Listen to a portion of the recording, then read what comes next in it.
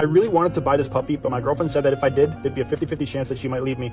And those odds were way too risky for me, and I didn't want to take any chances. So I ended up buying pears, bananas, carrots, chicken.